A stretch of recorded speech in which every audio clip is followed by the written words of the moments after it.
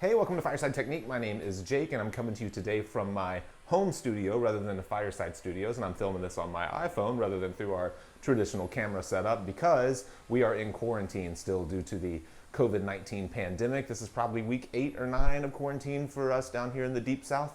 You know what might be fun? If you're watching this at some point in the future, you could comment below and let us know what year of quarantine it is for you, where you live right now. That would be exciting. So I've had a lot of time recently to pour through some footage and put together some new technique videos. We've been a little sporadic on how we put those out over the last several months.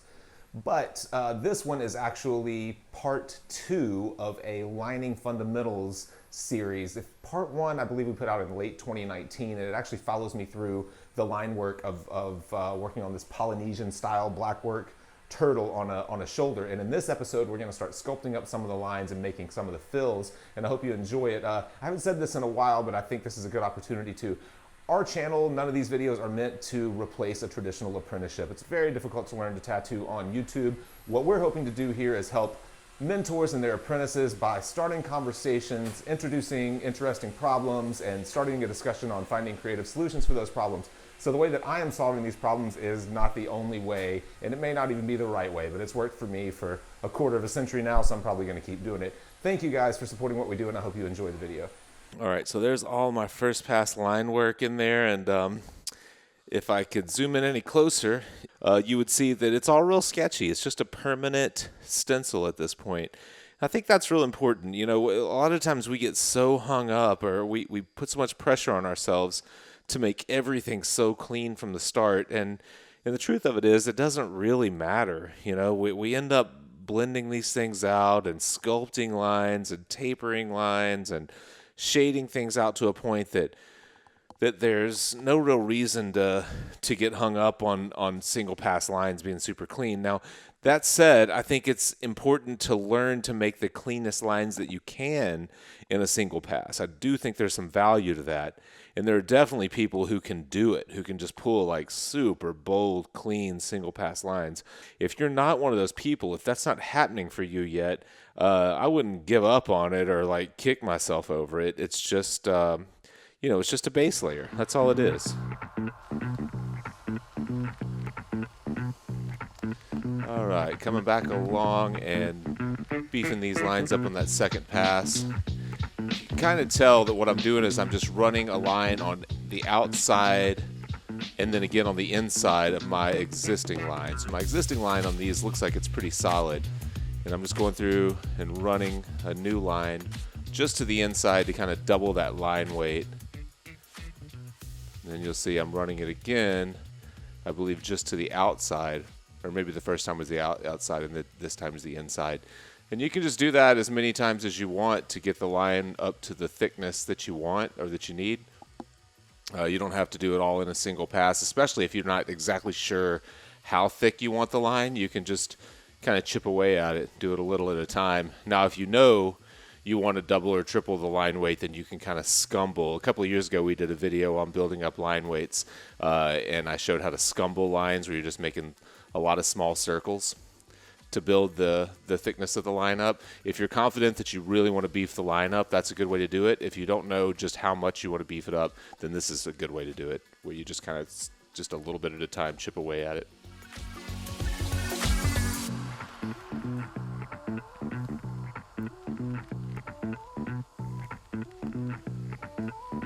So here I've already I knew I wanted a nice thick line, so I had double lined it. I kind of lined it and left it hollow in the center, and I'm coming back through and filling it.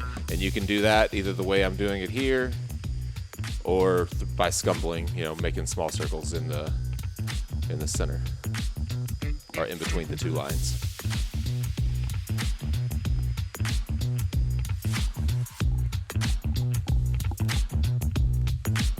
I should say I'm using in this video the Cheyenne pen. It was the first generation of that pen that they put out, and I hear a lot of people say that that it's not a good liner. It's not made to line, but I think this just proves that any machine that you learn how to use, if you get used to the way that it runs and and learn how to use it appropriately. Any machine can do most anything. So when you buy these machines that, are made just for black and gray, or that are just great liners, or that are just great color packers, that's someone else's opinion on what they do well. And there may be some good reasons why they do or don't perform whatever that specific function is well. So, if a machine has a lot more give over another machine, then maybe it's better for color packing. And if it has less give, then maybe it's better for really light whipped black and gray, things like that. But the point is, if you learn to use those things, learn what they do, you can make them perform whatever function you want them to. For example, I recently bought the shader version of Bishop's wand. They make 3 wands. A liner, a shader, and a color packer. And I've been using the shader. It's an awesome liner. I've been using it to line. And then lately I've been using it for color work, and I'm getting really solid color with it. And so there's really no need for me to buy 3 different versions of that machine. I've found a way to make it perform all 3 of those functions really well just by using the shader.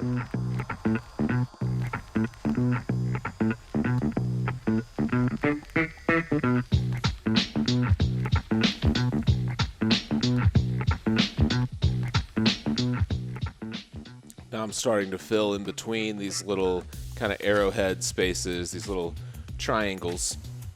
And I'm still using the same needle configuration, that 8 round liner. It works just fine. I wouldn't want to go with anything any bigger with that small of a space. It makes it pretty difficult to get up into the corners of those edges. If you use anything much bigger, then you end up with more of a blunt edge. So in this situation, I'd rather use a smaller, tighter needle configuration to make sure that I get really tight into those corners, rather than using like a round shader or something that may not be able to get in there quite as tight.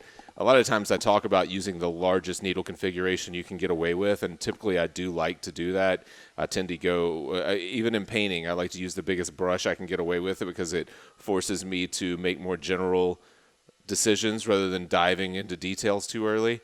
This would be the exception to that. The largest configuration that I can really get away with when doing this kind of fine detail work is a fairly tight liner, just because it's so important to get those corners nice and sharp and clean. Because in this type of tattoo, that is really what stands out. How solid and consistent your black work is, how smooth your lines are, how well they taper, and then all of those like little edges, those little punches of black that get into, that create these sharp little dynamic shapes. All that stuff has to read super, super clean in order for these tattoos to be successful, or in order for you to set yourself apart from other people doing similar types of tattoos.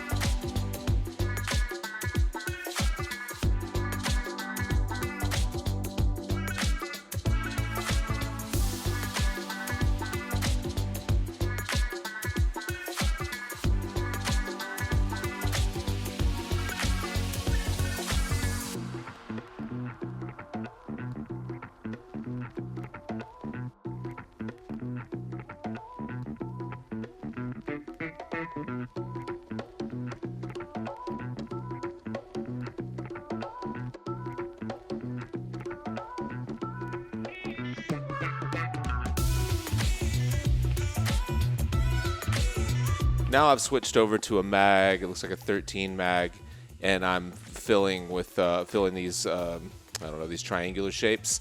So this is a good example of using the largest configuration that you can get away with. You can really do a lot with larger mags. Like that 13 mag might seem a little big to fill this shape, but you can turn it a little bit on its edge. In this case, it seems like I'm using it fairly flat. And I think that it's important to use these larger needle configurations. You get in and out of the skin a little bit faster, and you really start to learn where the edges of the needles are. So it gives you a good gauge. If you've been tattooing a while, you probably hear your clientele say, I don't know how you can tell where you are in the skin with all that big puddle of ink or whatever, when your ink puddles up on the skin. And I always tell people, like, yeah, I just kind of can feel it. I just know where it is now. And that's from using larger needle configurations and kind of learning, how far you can scoot them over into a line before they overlap the line and go too far. So larger needle configurations, I think, are really important. You get in and out of the skin a lot faster, and then you also really learn how to control the needles and learn where your edges are, which is a must. It's invaluable. It's something that you have to learn as you develop as a tattooer.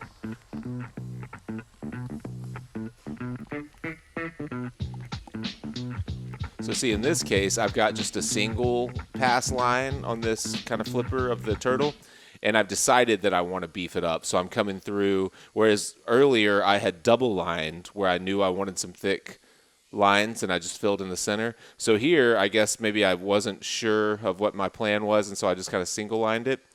And I'm coming through and I'm beefing that line up by a combination of scumbling and then running a clean line on the outside. So I do that a lot. I'll scumble, and then I'll run a clean line to the outside whenever I get it to a thickness that I want. Sometimes that scumble looks like it's clean, but it's really not. You can see the little circles if you get really close to it. You can see the inconsistency on the inner line. It's almost like a little scalloped shape or something like that. And so it doesn't take much more effort just to come through like I am right here and just run that line to the outside of your scumble, and you have nice clean edges on both sides.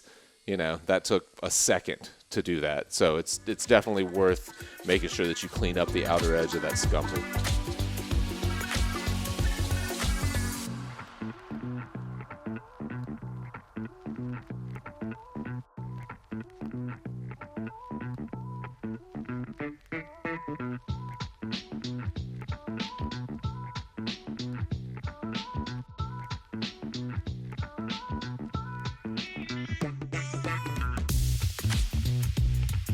So here it looks like I'm kind of playing with some of the line weights on these little, I don't know what you call these areas, these little kind of repetitive linear areas. So I'm just kind of beefing up some of the lines and letting them taper out. You can see if you look close, I don't know, looks a little blurry to me, but that might just be my eyes. If you look close, you can see that those lines are not super clean on that first pass. So coming along and getting them kind of rounded a little bit better, making sure that the arc is the way that it needs to be. That kind of stuff drives me crazy if I have arcs that flatten out weird, or they're not super smooth. And I know, it's on skin, so it's hard to be too picky because the skin is really irregular in the way that it turns and curves as well. But I always try to get these little shapes as smooth as I possibly can. It just drives me crazy to see them, not as rounded as they could be, or not as, even as they could be. See how much better that looks? Just playing with that line weight a little bit. Now if I do that with every other one, every 2 or 3 of those, it's just a more interesting shape.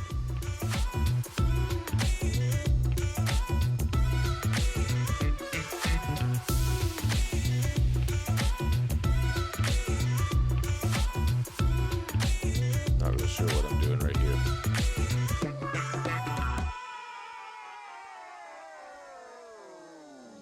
So it looks like I'm going back into some stuff that I'd done a little earlier. You want to be careful with this, especially with a liner. It's really easy to overwork that skin. But my assumption is that I could see that it was not as solid as I wanted it to be. A lot of times with solid black, if you just get away from it a little while and let it settle, especially if you use Bactine the way that I do, I use a lot of it, so redness really stays pushed back. If you notice that there's almost no redness in this guy's arm right now, and that's because I wipe with Bactine throughout the tattoo, and that really helps to reveal some of the inconsistencies in your solid color. So without having that redness and irritation, you get away from an area for a while and you notice that something is just a really deep gray instead of a black, or just a little bit spotty or inconsistent, and you can get back into it. But you definitely want to be cautious doing that, especially with tight liner configurations, because they do cause excessive skin trauma, and you really need to learn to read that skin, make sure that you're not, causing trouble.